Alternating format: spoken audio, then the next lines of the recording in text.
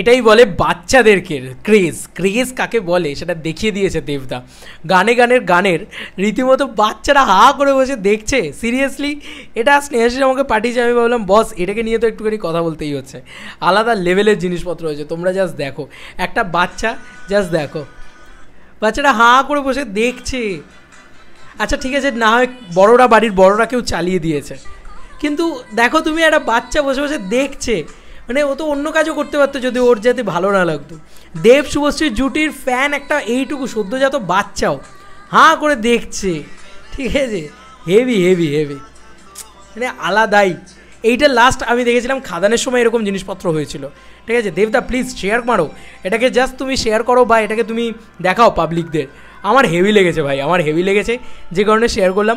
আমার দুর্দান্ত লেগেছে, বাচ্চাটা হাঁ করে দেখে যাচ্ছে, দেখো কীরকম ভাই, কি মিষ্টি, আলাদাই লাগছে, আলাদাই।